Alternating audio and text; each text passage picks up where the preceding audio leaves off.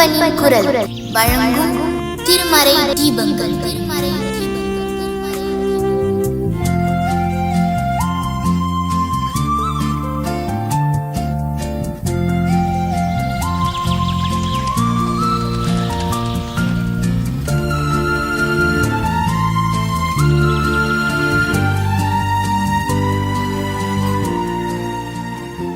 கிறிஸ்துவுக்குள் எனக்கு அன்பான இறை உறவுகளே, இது தபசு காலம். இந்த தபசு கால நோன்பின் காலத்தில் மாமிசம் உண்பதில்லை, ஒருவேளை மாத்திரம்தான் உணவு அருந்துகிறேன், நான் நாள் முழுவதும் உணவருந்தாமல் இருக்கிறேன் என்றெல்லாம் நாம் பெருமையாக சொல்லிக் கொள்வதிலே மகிழ்ச்சி அடைகிறோம். இப்படிப்பட்ட மகிழ்ச்சியால் என்ன இருக்கிறது? நீங்கள் உண்ணாமல் விட்ட அந்த உணவை ஒரு ஏழைக்கு கொடுப்பீர்களேயானால் அவர் முகத்திலே மகிழ்ச்சியை காண முடியும். ஒருவேளை உணவுக்கு வழி இல்லாமல் அநேகர் இருந்து கொண்டிருக்கிறார்கள். அப்படிப்பட்ட மக்களுக்கு இந்த நாட்களில் நாம் உண்ணாமல் நோன்பிருக்கிற உணவை பகிர்ந்து கொடுப்போம். அதன் மூலம் ஏழை எளிய மக்களின் முகத்திலே மகிழ்ச்சியை உருவாக்கும், அவர்கள் பசிப்பினியை போக்குவோம். நிறைய பேர் சரியான உடை இல்லாமல் இருந்து கொண்டிருக்கிறார்கள். அப்படிப்பட்ட மக்களுக்கு நம்முடைய அதிகப்படியான உடைகளை இருந்தால் அவற்றை இந்த நாட்களை பகிர்ந்து கொடுப்போம். பகிர்வதும் பகிர்ந்து உண்ணுவதும் இந்த நாட்களின் மிக முக்கியமாய் ஒரு நிகழ்வாய் இருக்கிறது. இந்த செயல் மனிதர்களை பார்த்து செய்வது அல்ல, இது தன்னிச்சையாய் ஒரு கிறிஸ்துவ பண்பு.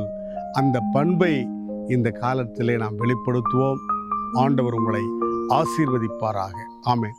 காலை நேரம் என்ப ஜெப தியானமே, கருணை பொற்பாதம் காத்திருப்பே. அதிகாலையில் அறிவை உணர்த்தி அன்போடு இயேசு தினம் பேசுவார். அதிகாலையில் அறிவை உணர்த்தி அன்போடு இயேசு தினம் பேசுவார். காலை நேரம் என்ப ஜெப தியானமே.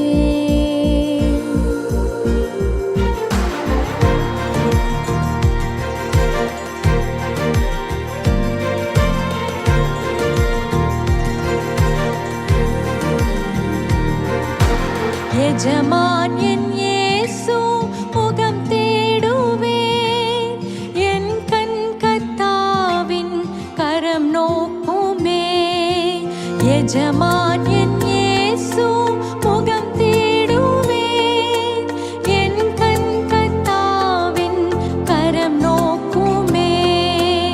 எனக்கு ஒத்தாசை அவரால் கிடைக்கும், என்னை அழைத்தார்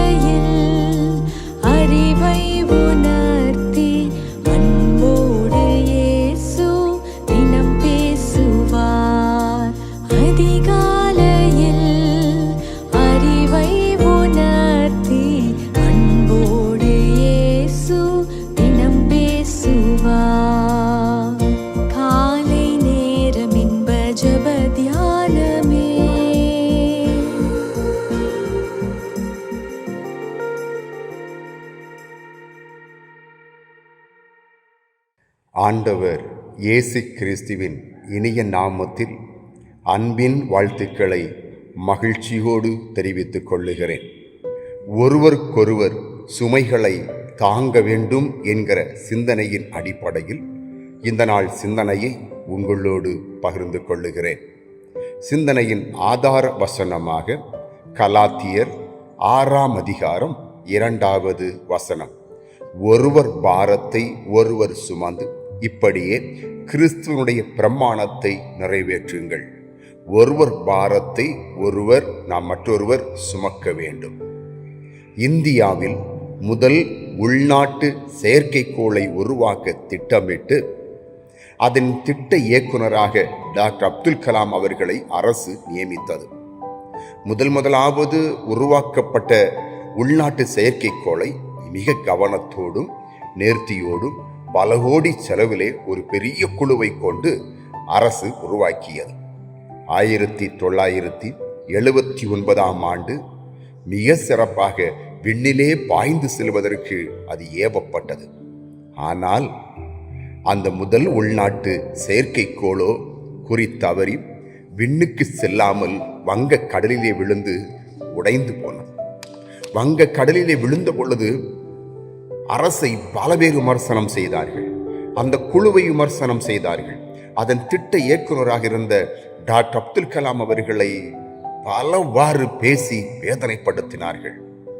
நெஞ்சம் முழுக்க பாரம், இப்படி ஒரு தோல்வி வந்துவிட்டதே என்று சொல்லி கடினமான ஒரு நேரத்தில் இஸ்ரோவின் தலைவராக இருந்த பேராசிரியர் சதீஷ் தவான் அவர்கள் நிருபர்களையெல்லாம் அழைத்து ஒரு பேட்டி ஒன்று கொடுத்தார். இந்த செயற்கைக்கோள் விண்ணிலே பாய்ந்து செல்வதற்கு பதிலாய் வங்கக்கடலில் விழுந்து உடைந்து போனதற்கு இந்த பெரிய இழப்புக்கு நான் ஒருவன்தான் காரணம். என் குழு அல்ல, இந்த திட்ட இயக்குனர் அல்ல, நான் மட்டுமே காரணம் என்று சொல்லி அந்த நேரத்தில் டாக்டர் அப்துல் கலாம் அவர்களுக்கு அவர் தோள் கொடுத்த விதம் அவர் வாழ்க்கையில் மறக்க முடியாத ஒரு நாள் என்று சொல்லி டாக்டர் அப்துல் கலாம் அவர்கள் பதிவு செய்திருக்கிறார்கள். அன்பானவர்களே, ஒருவர் பாரத்தை ஒருவர் சுமக்க வேண்டும். அங்கே டாக்டர் அப்துல் கலாம் அவருடைய பாரத்தை அந்த சதீஷ் தவான் சுமந்ததினால் இந்த உலகத்திலே ஒரு பெரிய ஜனாதிபதி நமக்கு கிடைத்தார். ஒருவர் பாரத்தை ஒருவர் சுமக்க வேண்டும், இது கிறிஸ்தவ பிரமாணம். ஆனால் இன்று தோள் கொடுப்பது என்பது கேள்விக்குறியாக இருந்து கொண்டிருக்கிறது. சந்தோஷமான நேரத்திலே தோள் கொடுப்பது அல்ல, ஒருவர் கஷ்டப்படும் பொழுது, அழும் பொழுது, வலியோடு கூட இருக்கும் பொழுது தோள் கொடுக்கிறோமே, அதுதான் உண்மையான தோள் கொடுத்தல். நம்முடைய மரபுகளிலே அழகான மரபுகள் உண்டு. ஒரு கல்யாண விடை எடுத்துக்கொள்ளுங்கள், அங்கே மொய் எழுதுகிற பழக்கம் நாம் சாதாரணமாக நினைப்போம். ஆனால் நம்முடைய முன்னோர்கள் அது வகுத்திருக்கிற முறை மிக வித்தியாசமானது. ஏனென்றால் கல்யாண நேரத்தில் அந்த மணமகன் வீட்டார் மணமகள் வீட்டார் அதிக செலவு எடுத்து சிரமம் எடுத்து செய்யும் பொழுது நம்மால் என்ற உதவியை அவர்களது பாரத்தை நாம் பகிர்ந்து கொள்வதற்காக, அவர்களோடு கூட ஷேர் பண்ணுவதற்காக நாம் மொய் கொடுக்கிறோம். அந்த மொய் அன்று அவர்களுக்கு எவ்வளவு பெரிய உதவியாக இருக்கும் தெரியுமா? அந்த அவசியங்கள் எல்லாம் முடிந்தது, விருந்தெல்லாம் முடிந்தது, அத்தனை செலவுகளுக்கும் அந்த மொய் பணத்தை எடுத்து கொடுப்பார்கள். அன்பானவர்களை, ஒருவர் பாரத்தை ஒருவர் சுமப்பதற்காக நம்முடைய முன்னோர்கள் வகுத்திருக்கிற முறைகள் எல்லாம் ஆச்சரியமானது. எறும்பை பாருங்கள், அந்த எறும்பு அழகாக ஊர்ந்து வரும். மறும் வழியிலே தன் இனம் சார்ந்த இன்னொரு எறும்பு செத்து கிடந்தால் விட்டுவிடாத அன்பானவர்களே, செத்த பிணமான எறும்பாக இருந்தாலும் அதை தன் தோள் மேல் சுமந்து கொண்டு வீட்டுக்கு வந்துவிடும். ஏனென்றால் தன் இனத்திற்காக தோள் கொடுப்பதில் எறும்பை யாரும் மிஞ்ச முடியாது. ஆனால் மனிதனை பாருங்கள், லேவியனை போல ஆசாரியனை போல விலகியே செல்கிறான். ஒருவன் கஷ்டப்பட்டால் அவன் இருக்கட்டும் என்று சொல்லி சுயநலத்தோடு கண்களை மூடி செல்லுகிற கடினமான ஒரு மனிதனாகத்தான் இன்று நாம் வாழ்ந்து கொண்டிருக்கிறோம். ஒரு அழகான திருச்சபை ஒன்றை அறிவேன்.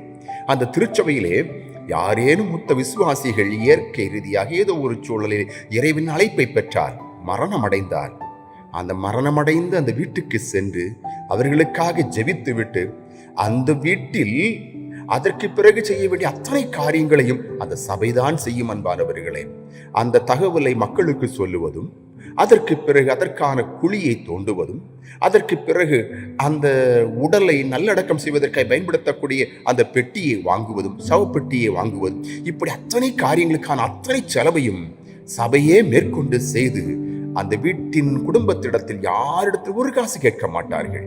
எவ்வளவு ஆச்சரியம் பாருங்கள் அன்பானவர்களே. அந்த நேரத்தில் அந்த பாரத்தை எப்படி சுமந்து கொள்ளுகிறார்கள், பகிர்ந்து கொள்ளுகிறார்கள் பாருங்கள். இதுதான் இறைவன் நம்மிடத்தில் எதிர்பார்க்கிறார். ஒருவர் பாரத்தை ஒரு சுமக்க வேண்டும். திருமறையிலும் ஒருவர் பாரத்தை ஒருவர் சுமந்து எத்தனையோ பேர் இருக்கிறார்கள். நகோமியின் பாரத்தை ரூத்து சுமந்தாள். ஆண்டவர் இயேசு கிறிஸ்து சிலுவை சுமக்கும் பொழுது சீமோன் அந்த சிலுவையை சுமக்க வருகிறார். அதே போல திமிர்வாதக்காரன் 4 பேர் வந்து சுமந்து இயேசு கிறிஸ்துவிடத்தில் கொண்டு வருகிறார்கள். ஒருவர் பாரத்தை ஒருவர் சுமக்கிற நிகழ்ச்சி எத்தனையோ இருக்கிறது. அவைகளிலே ஒரு ஆச்சரியமான அழகான ஒரு நிகழ்ச்சி தான் தாவீது மேவிபோசேத்தின் பாரத்தை சுமந்த நிகழ்வு. தாவீது மேவிபோசேத்தின் பாரத்தை சுமந்த நிகழ்வு. அன்பானவர்களே, தாவீது ஒரு வசதி படைத்த ஒரு ராஜாவாய் இருக்கும் பொழுது அந்த நேரத்தில் நடக்க முடியாத ஒரு ஏழை மனிதனாய் இருந்த மேவிபோசேத்துக்கு அவன் எவ்வளவாய் உதவி செய்கிறான் பாருங்கள். அவனை அழைத்து தன் பந்தியிலே அமர வைத்து அவனுடைய பாரத்தை பகிர்ந்து கொள்ளுகிற ஒரு சிறந்த மனிதன். இப்படி ஒரு உள்ளம்தான், இப்படி ஒரு மனிதனாகத்தான் இந்நாமும் வாழ அழைக்கப்படுகிறோம். ஆக தாவீதை போல பிறரின் பாரத்தை சுமக்க அழைக்கப்பட்டிருக்கிறோம் என்று சொன்னால் நீங்களும் நான் இன்று எப்படி வாழ வேண்டும்? மற்றவர்களுடைய பாரத்தை சுமக்கிறவர்களாய் வாழ வேண்டும். மற்றவர்களின் பாரத்தை சுமப்பதற்கு நம்மிடத்தில் என்ன வேண்டும்? 3 காரியங்களை சொல்லி நான் நிறைவுபடுத்த விரும்புகிறேன். 1, உதவி செய்ய வேண்டும் என்கிற மனப்பான்மை வேண்டும். 2 சாமுவேல் 9ஆம் அதிகாரம் 1ஆம் வசனத்தின்படி இந்த தாவீதுக்கு உதவி செய்ய வேண்டும் என்கிற ஒரு எண்ணம் இருப்பதை அவர் பதிவு செய்கிறார். மனம்தான் முக்கியம் அன்பானவர்களே. நம்மை சுற்றி எவ்வளவோ பேர் தேவைகளோடு கூட இருக்கிறார்கள். நம்மை சுற்றி எவ்வளவோ பேர் யாரேனும் எனக்கு ஒரு உதவி செய்ய மாட்டார்களா என்று சொல்லி ஏங்கி வாழ்ந்து கொண்டிருக்கிறார்கள். சற்று யோசனை செய்து பாருங்கள். நமக்கு ஒரு நல்ல மனசு இருந்தால் தான் செய்ய முடியும். இன்று லேவியனை போல ஆசாரியனை போல விலையே போய் கொண்டிருக்கிறோம். ஆனால் புதிய ஏற்பாட்டு திருமறை பகுதியிலே ஒரு திமிர்வாதக்காரன் 4 மனிதர்கள் சுமந்து கொண்டு வருகிறார்கள். அவருடைய உள்ளத்தை பாருங்கள். அந்த வீட்டுக்கு முன்னால் வந்தார்கள். இயேசு கிறிஸ்துவிடத்திலே செல்ல வேண்டும் என்று நினைத்தார்கள். ஆனால் கூட்டம் இருக்கிறது, போய்விடுவோம் என்று அவர்கள் நினைக்கவில்லை. அதற்கு பிறகு அந்த கூட்டத்தை கடந்து செல்ல முடியாததினாலே வீட்டுடைய கூரைக்கு மேலே ஏறி அந்த வீட்டின் கூரையை பித்துக்கொண்டு கீழே அந்த மனிதனை இறக்கி இயேசு கிறிஸ்துவிடத்திலே அந்த திமிர்வாதக்காரனை அறிமுகப்படுத்துகிறார்கள். அப்படி அந்த 4 பேருடைய உள்ளத்தில் இருந்த அந்த மனதை பாருங்கள். எப்படியாவது இந்த ஏழை மனிதனுக்கு உதவி செய்து விட வேண்டும் என்கிற அந்த நல்ல மனம். அன்பானவர்களே, ஒருவர் பாரத்தை ஒருவர் சுமக்க வேண்டும் என்றால் நமக்கு முதலாவது தேவை அதற்கான ஒரு நல்ல மனம் வேண்டும். நான் உதவி செய்ய வேண்டும் என்கிற மனம், நான் மற்றவர்களுக்கு உதவி செய்ய வேண்டும் என்கிற எண்ணம் வேண்டும் அன்பானவர்களே. அந்த எண்ணம் இருந்ததினால்தான் அன்னை தெரசா இந்தியா வந்தார்கள். அந்த எண்ணம் இருந்ததினால்தான் சாது சுந்தர் சிங் மலையிலே பிரயாணப்படும் பொழுது இன்னொருவரை தோளிலே சுமந்து சென்றார் என்று சொல்லி வரலாறு சொல்லுகிறது. இப்படி மனம் என்பது மிக முக்கியமானது. அந்த மனம் தாவீதுக்கு இருந்தது. எனவே தாவீது மேவிபோசேத்தின் பாரத்தை பகிர்ந்து கொண்டார். 2வதாக நமக்கு வேண்டிய அடுத்த சிந்தனை கடவுள் பயம் வேண்டும். கடவுள் பயம் இருந்தால்தான் நாம் மற்றவர்களுக்கு உதவி செய்வோம் அன்பானவர்களே. 2 சாமுவேல் 9ஆம் அதிகாரம் 3ஆம் வசனத்தை பாருங்கள். தாவீது என்ன சொல்லுகிறார்? தேவன் நிமித்தம், அப்படி என்றால் ஆண்டவருடைய நிமித்தம் நான் யாருக்காவது உதவி செய்ய வேண்டியது இருக்கிறதோ என்பது போல கேள்வி கேட்கிறார். அதான் கடவுள் பயம் என்பது. ஏனென்றால் ஒரு நாள் நாம் கணக்கு கொடுத்தாக வேண்டும். இந்த உலகத்தில் கர்த்தர் நமக்கு தந்த 2 கரங்களுக்கு கணக்கு கொடுத்தாக வேண்டும். ஆண்டவர் நமக்கு தந்திருக்கிற சொத்துகளுக்கு கணக்கு கொடுத்தாக வேண்டும். ஆண்டவர் நமக்கு தந்திருக்கிற வருமானங்களுக்கு கணக்கு கொடுத்தாக வேண்டும். இதைத்தான் தாவீது யோசித்து பார்க்கிறார். தேவன் நிமித்தம். அன்பு தேவனுடைய பிள்ளைகளே, கர்த்தர் உனக்கு தந்திருக்கக்கூடிய ஒவ்வொரு நன்மைகளையும் நினைத்து அதை பயபக்தியோடு மற்றவர்களோடு பகிர்ந்து கொள்ள முற்படுவோம். இஸ்லாமியத்திலே ஒரு சம்பவம் உண்டு. ஒரு ஏழை மனிதன் தன் தாயை கவனிக்க முடியாமல் கஷ்டப்படுகிறான். ஏனென்றால் அந்த தாயை இளையவன் கவனித்துக் கொள்ளுகிறான். தாயோ கஷ்டப்படுகிறாள், படுக்கையில் இருக்கிற நேரத்திலே மற்றவர்கள் என்ன நினைப்பார்கள்? அவன் கவனித்துக் கொள்ளட்டுமே என்றுதான் நினைப்பார்கள். ஆனால் இந்த இஸ்லாமியன் அப்படி அல்ல. கோர்ட்டுக்கு சென்று விடுகிறான். என் அம்மாவை நான் கவனிக்க வேண்டும், தயவு செய்து என் அம்மாவை கவனிப்பதற்கு ஒரு வாய்ப்பு தாருங்கள் என்று சொல்லி. என் தம்பி எனக்கு தரமாட்டேன் என்கிறான். அம்மாவை தயவு செய்து என்னிடத்தில் வாங்கி தாருங்கள் என்று சொல்லி கோர்ட்டுக்கே செல்கிறான். கோர்ட்டு கேட்கிறது. அப்பொழுது இளையவனும் சொல்கிறான், தயவு செய்து என் அம்மாவை என்னிடத்திலிருந்து பிரித்து விடாதீர்கள். அப்படி பிரித்து விட்டால் பரலோகத்தின் கதவை நீங்கள் மூடி விடுவீர்கள். எனக்கான பரலோகத்தின் கதவை மூடி விடுவீர்கள். எவ்வளவு பெரிய நம்பிக்கை பாருங்கள். இதுதான் கடவுள் பயம் என்பது. ஒரு தாய்க்கு உதவி செய்தால்தான் பரலோகத்துக்கே செல்ல முடியும் என்று சொல்லக்கூடிய எவ்வளவு பெரிய எண்ணம் அந்த சகோதரருடைய உள்ளத்தில் இருக்கிறது பாருங்கள். நம்மிடத்திலே கடவுள் பயம் இல்லை. எனவே கஷ்டப்படுகிறவர்களை பார்த்து கண்டுகொள்ளாமலே போய் கொண்டிருக்கிறோம். அன்பானவர்களே, கடவுள் பயம் நமக்கு வேண்டும். அன்பானவர்களே, ஒரு நாள் நிச்சயமாய் கணக்கு கொடுத்தாக வேண்டும். எனவே யார் கஷ்டப்படுகிறார்களோ, யார் பாரத்தை சுமக்க முடியாமல் வேதனையோடு நிற்கிறார்களோ அவர்களுக்கு நாம் நம்முடைய உதவியை செய்வோம். மூன்றாவதாக தாவீதின் வாழ்வில் கற்றுக்கொள்ளக்கூடிய அடுத்த உண்மை, நன்றி மறக்கக்கூடாது. ஒரு பாரத்தை ஒருவர் நாம் சுமக்க வேண்டும் என்று சொன்னால் நன்றி மறக்கவே கூடாது. 2 சாமுவேல் 9:6 சொல்லுகிறது, அங்கே மேவிபோசேத்தின் பெயரை சொல்லி தாவீது அழைத்தார். அந்த அதிகாரத்தை 1 வாசித்து பாருங்கள். மேவிபோசேத் என்பவருடைய பெயரை யாரும் தாவீதினிடத்தில் சொல்ல மாட்டார்கள். இப்படி ஒருவன் இருக்கிறான் என்றுதான் சொல்லுவார்களே தவிர மேவிபோசேத்தின் பெயரை யாரும் சொல்ல மாட்டார்கள். அப்படி என்றால் தாவீதுக்கு எப்படி தெரியும்? அன்பானவர்களே, ஏனென்றால் அவனுடைய தகப்பனார் யோனத்தான் இவனின் நண்பன். எனவே அவனுடைய நண்பனாகிய யோனத்தான் தனக்கு செய்ததை எல்லாவற்றையும் ஞாபகத்தில் வைத்திருந்தான். யோனத்தான் தனக்கு தந்த பதவி, யோனத்தான் தனக்கு தந்த ஆடைகள், யோனத்தான் தனக்கு தந்த அன்பு, யோனத்தான் தனக்கு தந்த நட்பு எல்லாவற்றையும் அறிந்து அவன் குடும்பத்தின் அத்தனை விவரங்களையும் தெளிவாய் மனதிலே வைத்திருந்தான். எனவே தான் யோனத்தான் குடும்பத்தை பற்றி சொன்ன உடனே, இப்படி முடமாயிருக்கிற அந்த மனிதனை மேவிபோசேத்தே என்று சொல்லி இவ்வளவு பாசமாய் அழைக்கிறான் பாருங்கள். தனக்கு உதவி செய்த யோனத்தானையும் யோனத்தான் குடும்பத்தையும் அவன் மறக்கவே இல்லை. அன்பானவர்களே, அன்பு தேவனுடைய பிள்ளைகளே, இந்த கிறிஸ்தவ பிள்ளைகள் எவ்வளவு பேர் அநாதை இல்லங்களிலே இருக்கிறார்களே. ஏன் அன்பானவர்களே? கர்த்தர் உனக்கு அவர்கள் வழியாய் செய்ததை நீ மறந்து விட்டாய். அன்பு சகோதரா, உன் தாய் உன் தந்தை இந்த அநாதை இல்லத்தில் இருக்கிறார்களே, ஆனால் இவ்வளவு வேதனை பாருங்கள். அன்பானவர்களே, உன் சொந்தங்கள் இந்த அநாதை இல்லங்களில் இருக்கிறார் என்று சொன்னால் இவ்வளவு வேதனை பாருங்கள். அவர்கள் வழியாய் கர்த்தர் உனக்கு செய்ததை மறந்து விட்டீர்கள். தாவீது அப்படி அல்ல. யோனத்தான் வழியாய் செய்ததை அவன் மறக்கவே இல்லை. எனவே தான் அவன் பிள்ளையை அறிந்து கொண்டு அவனை மேவிபோசேத்தே என்று அன்போடு அழைத்து அவனை தன் பந்தியிலே தினமும் அமர வைத்து அவனுக்குண்டான சொத்துக்களை எல்லாம் அவனுக்கு கொடுத்து அவனை கனப்படுத்துகிறார். ஒருவர் பாரத்தை ஒருவர் சுமந்த தாவீது நமக்கு ஒரு சிறந்த எடுத்துக்காட்டு. சில தினங்களுக்கு முன்னால் ஒரு ஆதரவற்றோர் இல்லத்திற்கு சென்றிருந்தேன். அங்கே மனநலம் பாதிக்கப்பட்ட நிறைய பேர் இருந்தார்கள். அவர்களை பார்க்கும் பொழுது வேதனையாக இருந்தது. அவர்களுக்கு இடையே ஒரு வயதான மனிதர், திறமையுள்ளவர், நல்ல உடல் தகுதி உடையவர், மனம் பாதிக்கப்படாத ஒரு மனிதர், அவரும் அவர்கள் கூடவே இருந்தார். ஆச்சரியமாயிருந்தது. எல்லாரும் மனநலம் பாதிக்கப்பட்டவர்கள், இவர் மட்டும் நன்றாகத்தானே இருக்கிறார், ஏன் இவர் இங்கு இருக்கிறார் என்று அவரிடத்திலே பேசினோம். அவர் தன் குடும்ப விவரத்தை சொன்னார். எனக்கு பிள்ளைகள் உண்டு, பிள்ளைகள் நல்ல ஹெல்த்தியாக இருக்கிறார்கள். நல்ல ஹெல்த்தியாக மாத்திரம் அல்ல, அவர்கள் அரசாங்க உத்தியோகங்களில் இருக்கிறார்கள். ஐயா, அப்படி அதுக்கப்புறம் நீங்கள் ஏன் இந்த ஹோமில் இருக்கிறீர்கள்? அப்பொழுது அவர்கள் சொன்னார்கள், நானும் அரசாங்க உத்தியோகத்திலிருந்து ஓய்வு பெற்றவன், இப்பொழுது ஓய்வு ஊதியத்தை பெற்றுக் கொண்டிருக்கிற ஒரு மனிதன்தான். ஆனால் என் பிள்ளைகள் வளர்வதற்கு நான் எவ்வளவு கஷ்டப்பட்டேன் என்பது எனக்குத்தான் தெரியும். என் பிள்ளைகளை படிக்க வைப்பதற்கு எவ்வளவு பிரயாசப்பட்டேன், ஒரு வேலைக்கு கொண்டு சென்று விட வேண்டும் எவ்வளவு பிரயாசப்பட்டேன்.